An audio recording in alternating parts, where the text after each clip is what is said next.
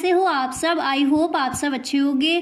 स्वागत है आप सभी का आपके अपने एसपी स्टडी यूट्यूब चैनल पर। तो गाइस आज हम आपको बताएंगे आपके बोर्ड एग्जाम के लिए लेखा शास्त्र के जो आपके इम्पोर्टेंट क्वेश्चन है वो आपको इस वीडियो में मिलने वाले हैं। ठीक है, जितने भी आपके महत्वपूर्ण क्वेश्चन है वो सारे हम आपको सॉल्व करा देंगे। सारे क्वेश्चंस के हम आंसर आपको दे देंगे, तो आप वीडियो में एंड तक बने रहें। इसमें हम आपको कुछ जो आपके महत्वपूर्ण प्रश्न है वो वीडियो में कवर करने वाले हैं। ठीक है, तो चलिए बिना टाइम वेस्ट के वीडियो को स्टार्ट करते हैं।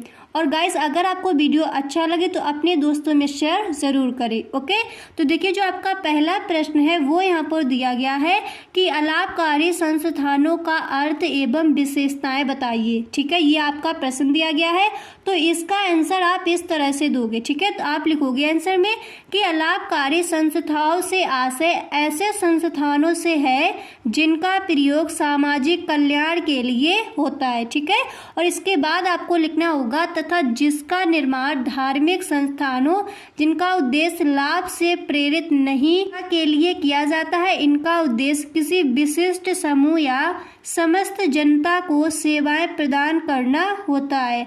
आमतौर पर यह किसी प्रकार का उत्पादन, क्रय या वस्तुओं का विक्रय और किसी प्रकार का उधार लेन देन नहीं करती, इसलिए इन्हें लेखा पुस्तकों और व्यापारिक और लाभ तथा हानि खाता बनाने की आवश्यकता नहीं होती है। और फिर इसके आगे आपको लिखना होगा इन संस्थानों द्वारा बनाई गई निधि पूंजी निधि अथवा सामान्य निधि में जमा की जाती है।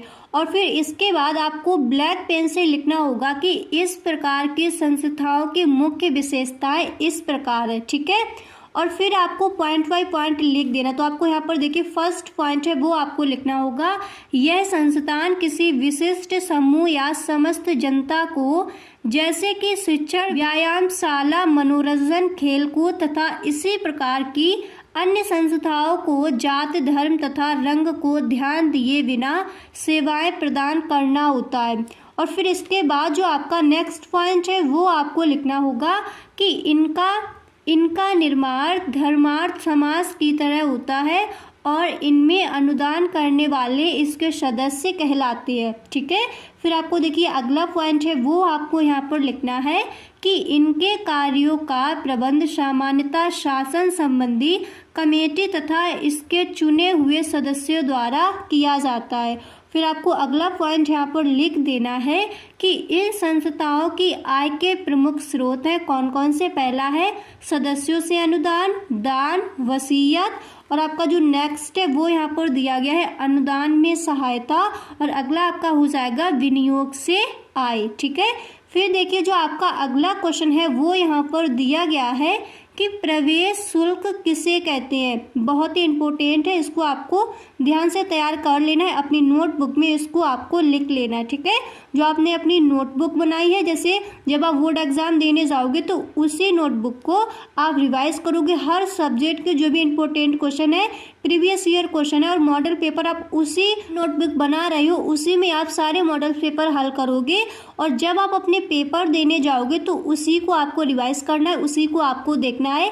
एकदम से आप पूरा सिलेबस नहीं पढ़ सकते। ठीक है, तो अगर आपने अभी तक वो अपनी कॉपी नहीं बनाई है तो आज से ही आप बना ले। ठीक है, और हर सब्जेक्ट के मैंने जो मॉडल पेपर है वो सॉल्व करवा दिए हैं, तो आप मेरी सारी वीडियोस देख सकते हो। अगर आपको किसी और की वीडियोस देखनी है तो आप उनकी देख सकते हो, पर आपको मॉडल पेपर 100% सॉल्व करने ही होंगे, तभी आप 90+ स्कोर कर सकते हो। ठीक है, इसीलिए मैं आपसे कह रही हूँ कि जितने भी प्रीवियस ईयर क्वेश्चन है, मॉडल पेपर है और जो भी बोर्ड एग्जाम के जो पेपर हैं जैसे 2022, 2021 के, वो आपको सॉल्व करने ही होंगे। इसी तरह से अगर आप अपनी तैयारी करोगे तो 100% आप 90+ स्कोर कर जाओगे इस बार। ठीक है, तो अगला क्वेश्चन यहाँ पर देखिए आपका क्या दिया गया है कि प्रवेश शुल्क किसे कहते हैं। तो देखिए इसका आंसर हो जाएगा कि प्रवेश शुल्क वह राशि है जो किसी क्लब, समिति या संस्था के सदस्य द्वारा सदस्यता ग्रहण करते समय प्रारंभ में चुकाई जाती है, उसी को हम प्रवेश शुल्क कहते हैं।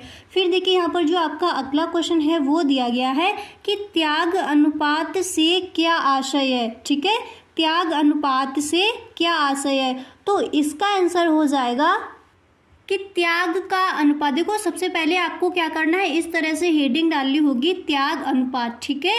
और फिर आपको स्केच की हेल्प से इधर लाइन कर देनी होगी और फिर आपको लिखना होगा कि त्याग का अनुपात नए साझेदार के पक्ष में पुराने साझेदार अपने अपने हिस्से का जिस अनुपात में त्याग करते हैं उसे ही हम अनुपात का त्याग कहते हैं, ठीक है। उसी को क्या कहा जाता है, त्याग अनुपात। समझ आ गया, दोबारा से देख लो।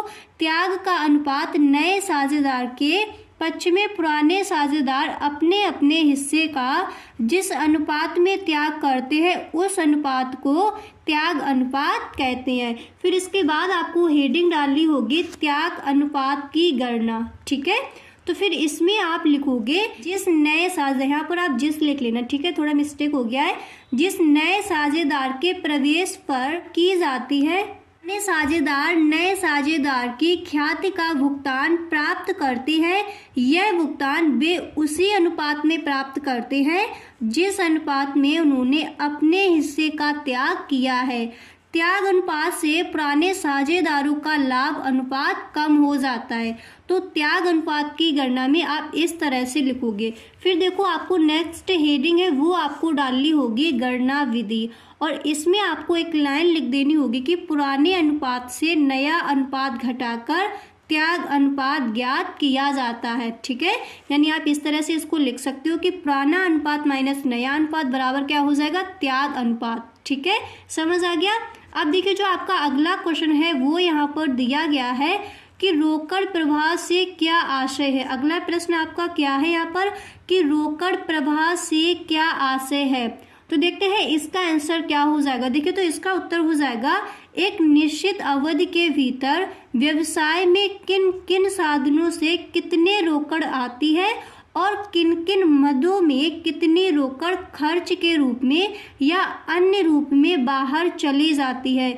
इस उद्देश्य की पूर्ति करने के लिए जो विवरण तैयार किया जाता है उसे ही हम रोकड़ प्रवाह कहते हैं, यानी उसी को हम रोकड़ बहाव या विवरण कहते हैं। समझ आ गया। दोबारा से देख लो, एक निश्चित अवधि के भीतर व्यवसाय में किन किन साधनों से कितनी रोकड़ आती है और किन किन मदों में कितनी रोकड़ खर्च के रूप में या अन्य रूप में बाहर चली जाती है। इस उद्देश्य की पूर्ति करने के लिए जो विवरण तैयार किया जाता है उसे ही हम रोकड़ प्रवाह या फिर रोकड़ बहाव विवरण कहते हैं। ओके, इस तरह से आपको इसका आंसर देना होगा। फिर देखिए जो आपका अगला प्रश्न है वो यहाँ पर दिया गया है कि स्थायी पूंजी खाता एवं परिवर्तनशील पूंजी खाता में अंतर लिखिए। बहुत ही महत्वपूर्ण है, बहुत ही इम्पोर्टेंट क्वेश्चन है। अच्छे से आपको इसको तैयार कर लेना है इसके आंसर को, ठीक है। अभी हम आपको बताएंगे इसका आंसर क्या हो जाएगा। तो प्रश्न आपका क्या दिया गया, दोबारा से देख लो। स्थायी पूंजी खाता एवं परिवर्तनशील पूंजी खाता में अंतर बताइए। तो आपको देखो इस तरह से पहले हेडिंग डालनी होगी ब्लैक पेन से कि स्थायी पूंजी खाता एवं परिवर्तनशील पूंजी खाता में अंतर, ये आपको लिखना है, ठीक है। तो देखिए इस तरह से आपको लिखना है। पहले इधर आपको लिख देना है स्थिर पूंजी खाता और इधर आपको लिख देना है परिवर्तनशील पूंजी खाता, क्योंकि इसमें अंतर पूछा गया है तो इस तरह से आप अंतर बता दोगे, ठीक है। तो यहाँ पर देखिए पॉइंट यहाँ पर आपको लिखना होगा, इस खाते में केवल पूंजी का लेखा किया जाता है। और फिर परिवर्तनशील पूंजी खाता में आपको लिखना होगा, इस खाते में पूंजी के अतिरिक्त पूंजी पर ब्याज और वेतन आदि का लेखा भी किया जाता है, ठीक है।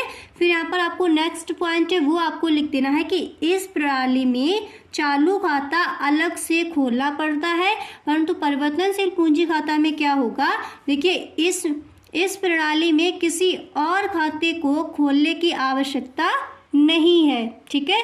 तो ये हो गए स्थिर पूंजी खाता और परिवर्तनशील पूंजी खाता में अंतर। इस तरह से आपको लिख देना है। अब देखिए जो आपका अगला प्रश्न है वो यहाँ पर दिया गया है।